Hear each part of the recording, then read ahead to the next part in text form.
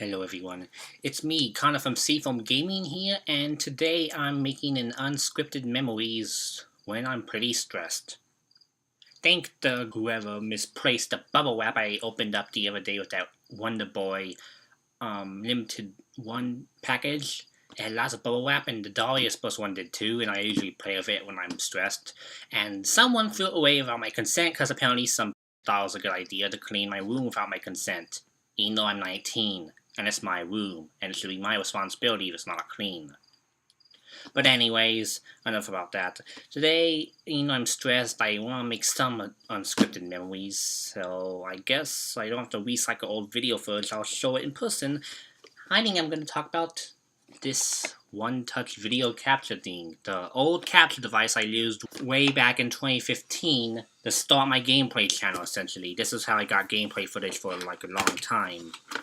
Not really an unboxing side, just put it back in the box, I think. Probably not. Yeah, I thought so. The actual cord's not inside this box. I misplaced it after I got my new Elgato device, which is probably for the better because, well, you can consider this unscripted memories a review of sorts.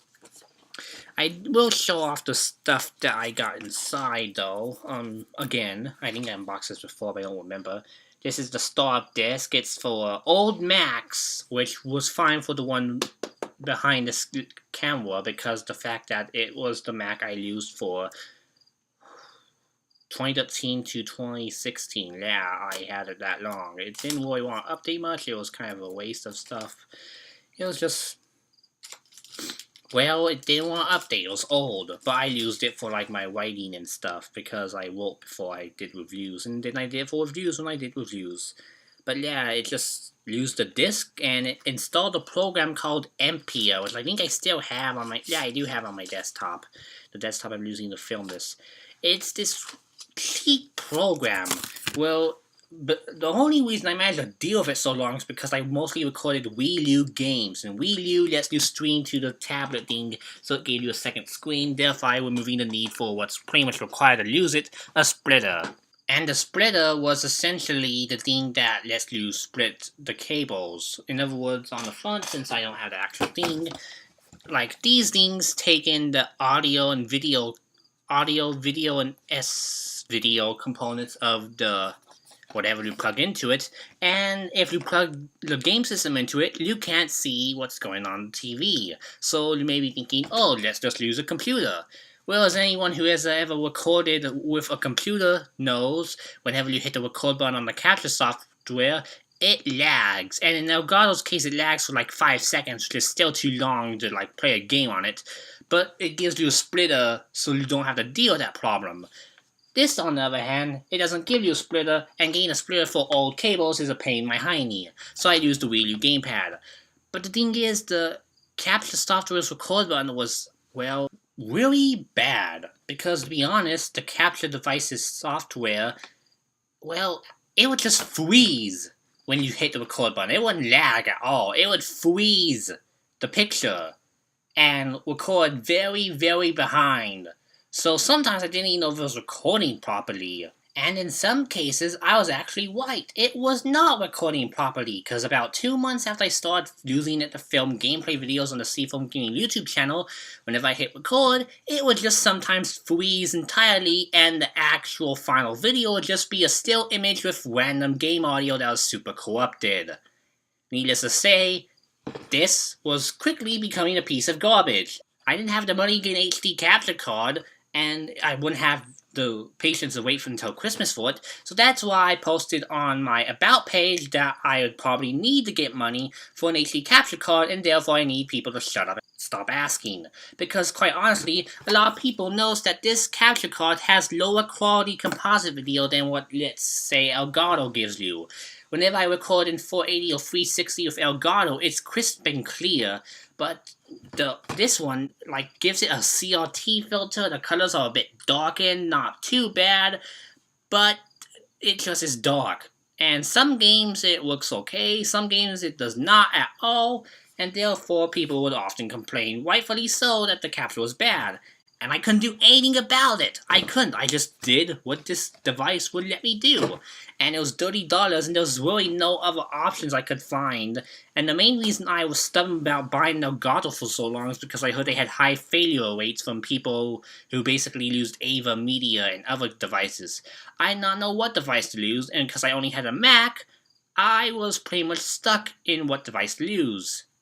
Got even worse when I got my laptop, which actually could handle newer software in 2016, and I decided to start streaming. And at first it actually worked really, really well. I could plug in the Wii U through the cable like I always did, but instead of going to the crappy Empia program, I just open up Empia, not record, and use OBS to screen capture the Empia program so that way I could record gameplay videos on live stream. And that actually worked well because I could see what was going on the computer screen while I played on the game. There was no lag on my end. The problem is, my internet, and still is, very bad. It's very slow. Uploads are 0.79 Mbps, which means that this video is going to take 5 hours or 6 hours to upload to YouTube when it's done. And yes, I've tried to get it fixed, but my stupid ISP is so stupid and incompetent that whenever I call them to come out here and help my family install a new router, they make excuses, they don't show up. We've called them multiple times since March, and in June they told us we'd have to wait until the fall to get our stuff fixed. So we are switching our internet to another provider in the area because this company's awful. I can't say what it is because it's kind of only affects certain states in some part of the United States. But needless to say, my internet service provider did not make streaming fun. I was able to stream games like East 4 and my PlayStation 3 games really well when I first got my PS3 last fall. And I thought it was actually pretty good. It did the job well. But then all of a sudden I noticed that for games like Sonic Generations, which is probably the biggest regret I've ever had playing a game, it was also very bad to record.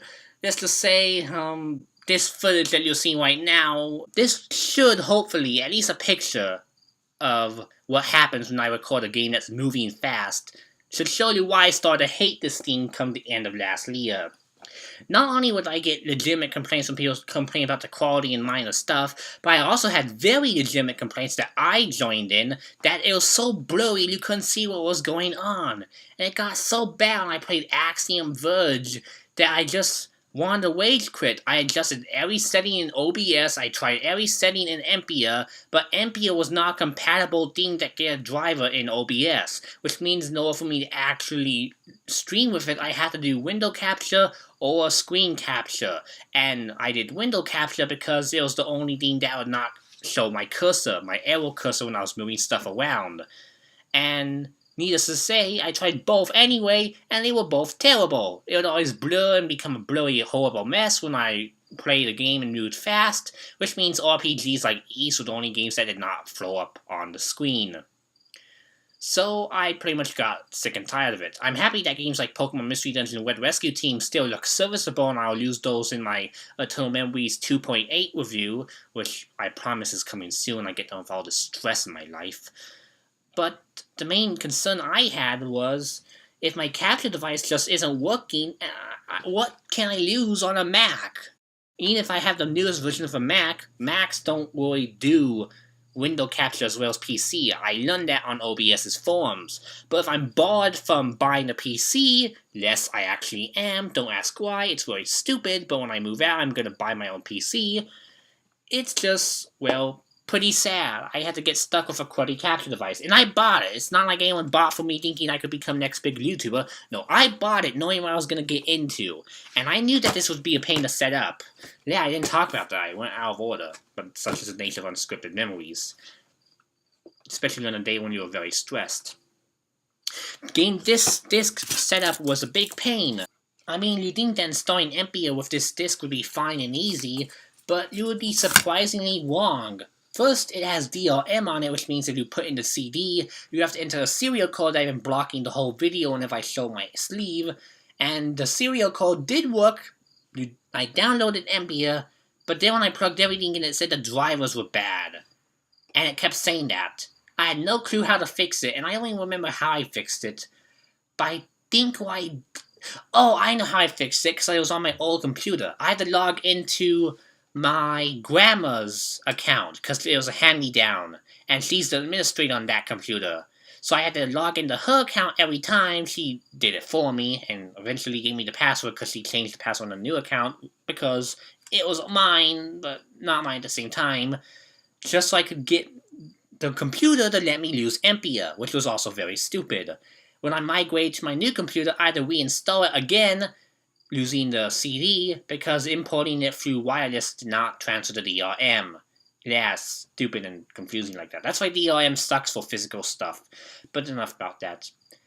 Anyways, as I finally got a stupid capture device set up, well, things were smooth sailing from there except for the aforementioned pausing issues, corrupt videos, corrupt audio, blurry videos while streaming, bad streaming, that's mostly due to my internet as well. It was just a train wreck. I think the final straw that made me want the Switch came from, well, the Nintendo Switch. That thing had no AV out. I could not plug in this capture device into my Nintendo Switch. And it also did not have a second screen. So I'd have to get a splitter, or I'd have to get a converter. In Switch's case, I'd have to get both.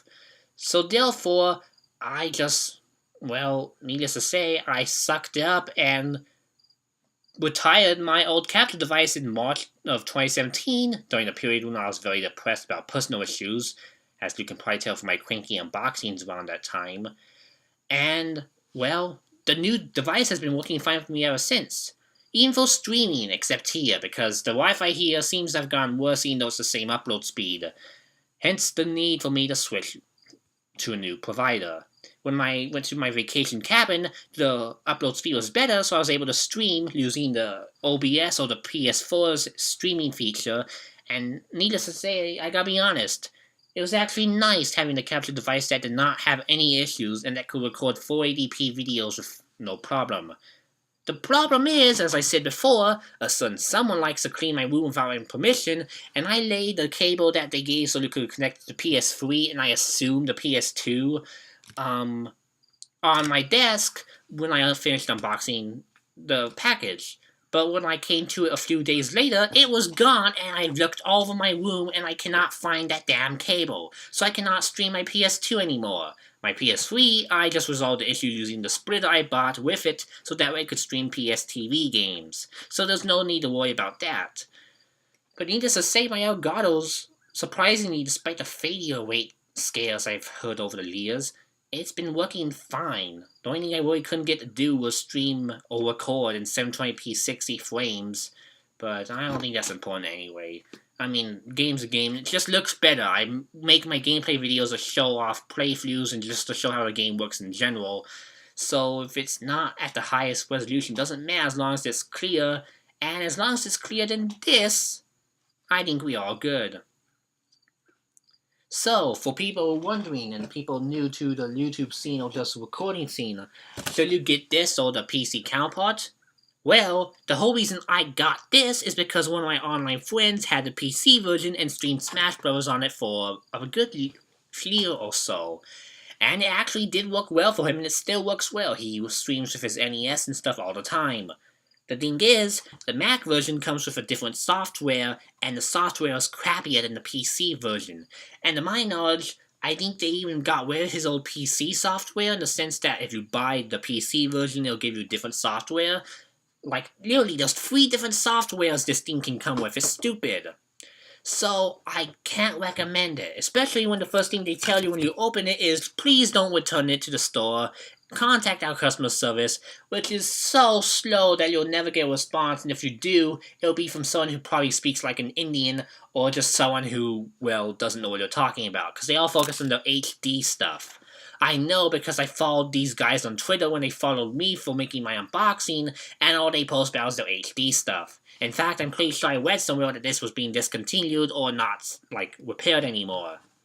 Oh, and the one-touch video capture, will you hit the button and it captures? That's a lie. The whole time I've ever used this, it just takes a picture. A picture of what's on screen. And on my Mac, I can easily do that by hitting Command, Shift, and 3 or 4.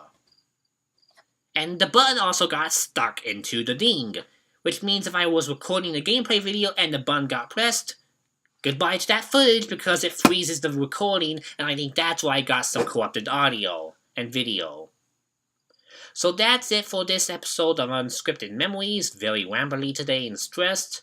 But hey, at least I told you to stay away from this product, and now we can maybe look towards the future. I think this is going to be the last of the Unscripted Memories I'm going to make on a monthly basis, because I could barely think of any ideas for this one. So I think it's good I'm going to leave Unscripted Memories and go to Eternal Memories again. Problem is, I'm getting busy with school and stuff, so I may not get a new episode out next month. And I still want to do that Halloween special I had that I teased way back in the Wii U episode. So, I guess I'll see you then.